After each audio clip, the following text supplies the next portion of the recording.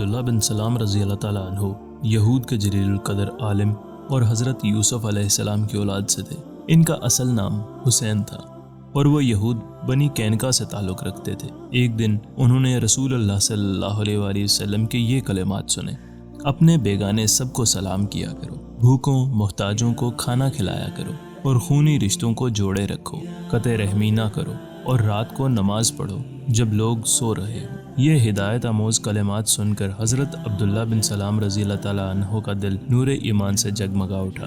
انہیں یقین ہو گیا کہ یہ وہی نبی آخر الزمان صلی اللہ علیہ وآلہ وسلم ہیں جن کی بعثت کی پیشن گوئی صحائف قدیمہ میں درج ہے۔ دوسرے دن رسول اکرم صلی اللہ علیہ وآلہ وسلم کی خدمت میں حاضر ہوئے اور آپ صلی اللہ علیہ وآلہ وسلم سے چند پیچیدہ مسائل دریافت کیے۔ حضور نے ان کا اطمینان بخش جواب دیا تو عرض کی: یا رسول اللہ، میں شہادت دیتا ہوں کہ آپ اللہ کے سچے رسول ہیں۔ حضور صلی اللہ علیہ وآلہ وسلم نے ان کے قبول اسلام پر مسرت کا اظہار فرمایا اور ان کا اسلامی نام عبداللہ رکھا۔ حضرت عبداللہ رضی اللہ تعالیٰ عنہ نے عرض کی: یا رسول اللہ، میری قوم بڑی بددینت ہے۔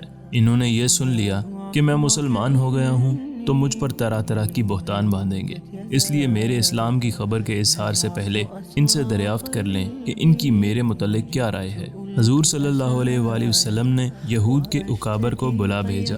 جب وہ آئے، حضور صلی اللہ علیہ وآلہ وسلم نے فرمایا: تم تو ریت میں نبی الآخر کی نشانیاں پڑھتے ہو اور جانتے ہو کہ میں خدا کا رسول ہوں۔ میں تمہارے سامنے دین حق پیش کرتا ہوں، اسے قبول کر کے فلاح دارین حاصل کرو۔ یہودیوں نے جواب دیا: ہم نہیں جانتے کہ آپ اللہ کے رسول ہیں۔ سرور عالم نے فرمایا: حسین بن سلام تمہاری قوم میں کیسے ہیں؟ سب یہودیوں نے بیک آواز جواب دیا: وہ ہمارے سردار اور سردار کے بیٹے ہیں، وہ ہمارے عالم کے بیٹے ہیں، وہ ہم میں سے سب سے اچھے اور سب سے اچھے کے فرزند ہیں۔ حضور صلی اللہ علیہ وآلہ وسلم نے فرمایا: اگر وہ اسلام قبول کر لیں تو کیا تم بھی مسلمان ہو جاؤ گے؟